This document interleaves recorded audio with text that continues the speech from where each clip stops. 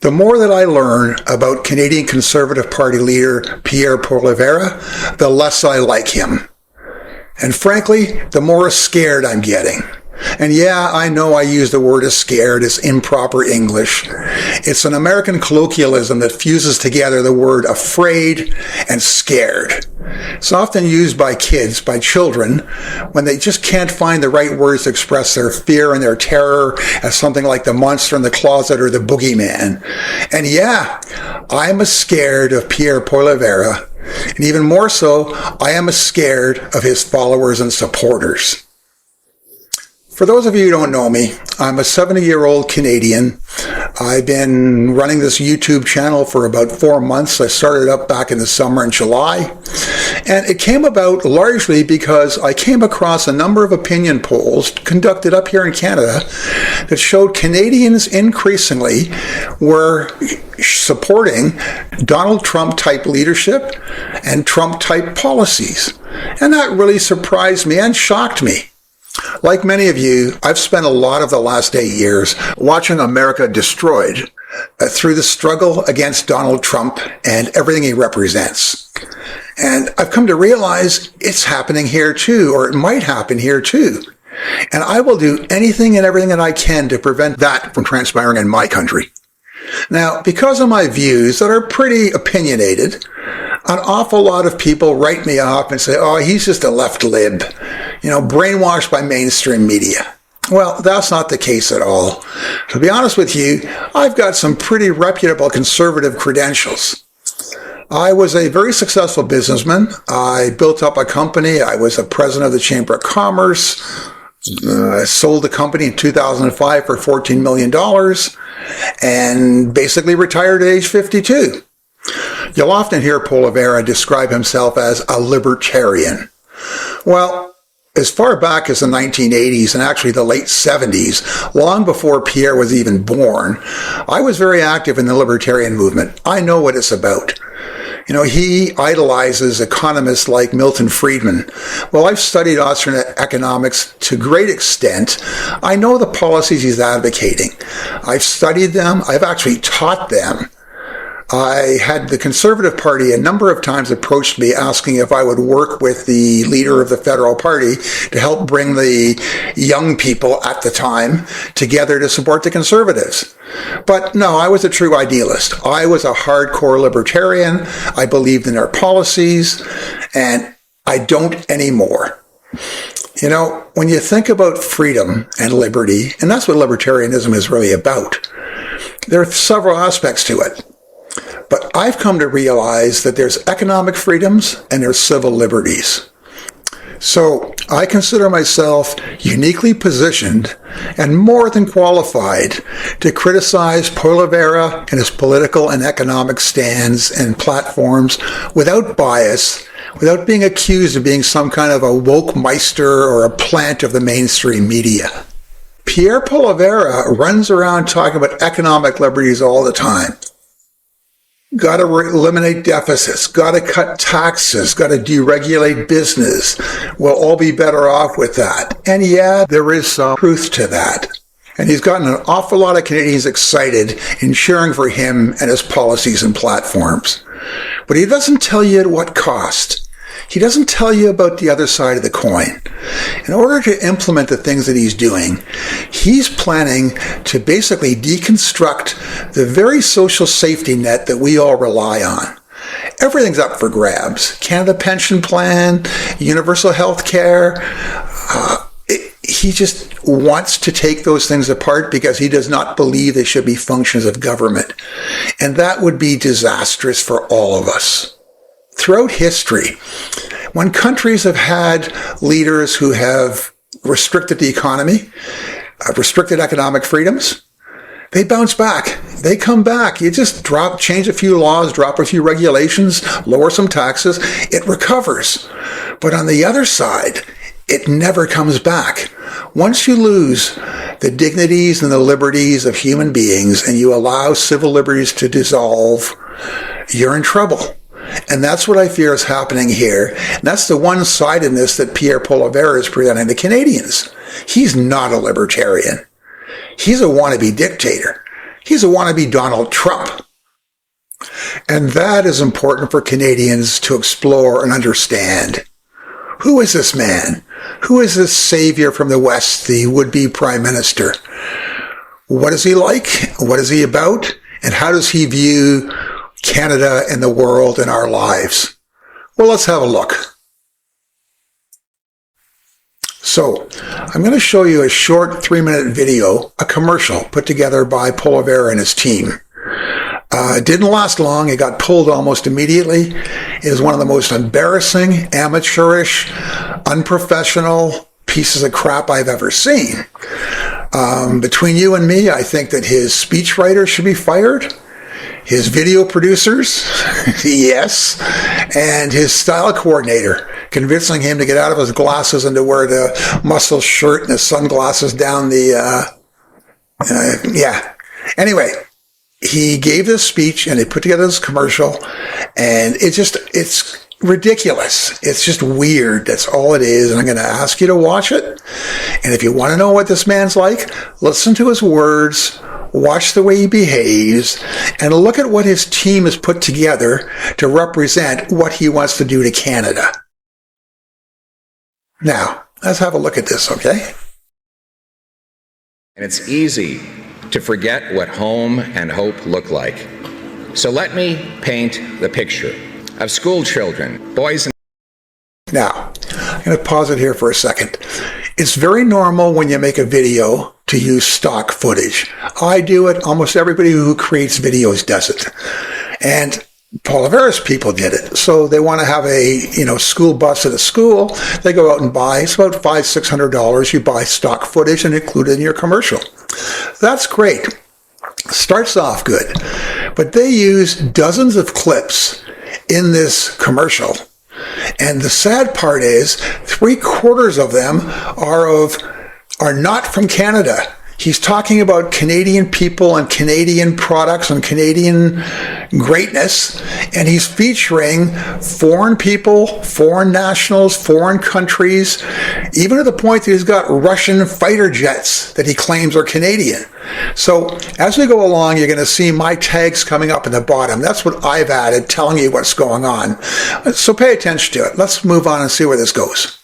Girls being welcomed by their teacher at the front of the school as they walk in to learn about reading, writing, arithmetic, and our proud history. Before walking in the door, though, they look back at Dad in his pickup truck who's dropped them off.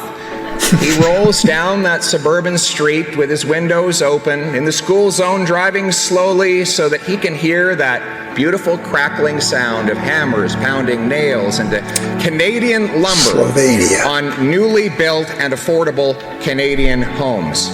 When he gets to the gas station, he fills his tank with affordable and lower taxed Canadian-made energy. He makes his way out into the countryside where he's going to go and service a well, and he looks out his windows and sees those big, prestigious barley or canola fields, the combines out there doing their work, the cattle grazing on the countryside, producing the best food from the best farmers anywhere on earth. And he looks up, and what does he see? He sees a brand new fighter jet. They're doing a training mission in the sky, getting ready to... Sorry, I've got to pause here. They actually took stock footage of Russian fighter planes flying somewhere in the world, and he's bragging about Canadian fighter planes protecting our airspace. I mean, how incompetent can these people be? Think about it. Just, Anyway, I'll let you watch till the end. We'll talk about some more then. Defend our home and native land. The same plane is soon seen from a university campus where kids are hustling off to class, maybe a bit late, having just procrastinated on that university essay, knowing that when they get to class, they will have the chance to debate freely and fearlessly without worry of being censored. Later in the day, that whole family of the student, that welder, the kids, moms and dads come together for a big family celebration because it's been 10 years since one of the adult kids in the family has been sober and overcome his drug addiction, and they gather around the table to have a big, beautiful dinner to celebrate. Some wonderful venison that was shot with totally legal Canadian firearms, and they sit and they talk about their beautiful past, but even more so about their optimistic future. And as the little ones conk off and it's time to take them home, Grandma and Grandpa see them off to the car, and the car leaves the driveway, and they turn and they look west. And what do they see? They see wheat, foothills, Indonesia, Rockies, and a big blue twilight sky. home. And they look each other in the We're eye, home and they say, "We're home." in Venezuela. These are our people. That is our country. This is our home. Your home, my home, our home. Let's bring it home.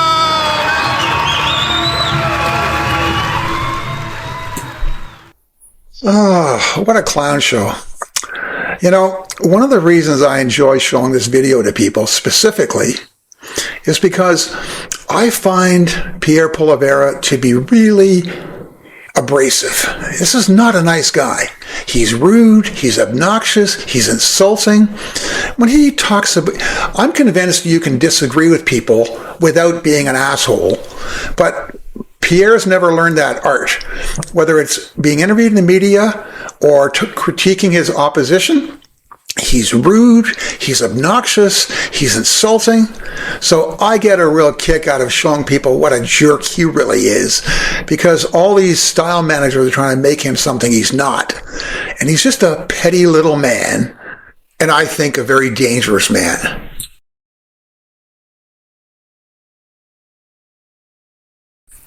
Although not everybody who's supporting Pierre Poilievre is necessarily a fan of Donald Trump and Trumpism, I will tell you that anyone in Canada who approves of Donald Trump and what he's done in the United States is definitely supporting and voting for Pierre Poilievre. So comparisons and looking at the similarities and differences is valid and important. So we're going to document some of those right now.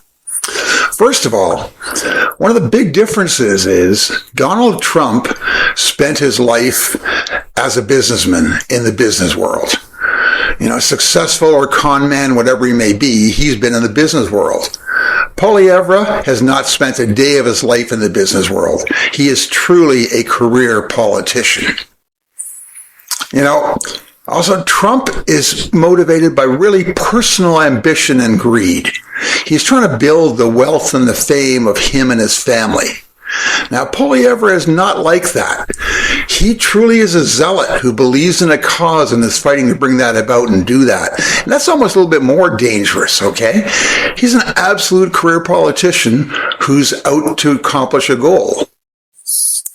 In the same vein, Trump doesn't have a clear philosophy or ideology. You never know from day to day what policy he may oppose or propose. It's pretty predictable with Pierre Poilievre. He is a true Tea Party style Republican conservative and all that that stands for. And his votes will always be consistent with that because he believes in it and advocates it extremely.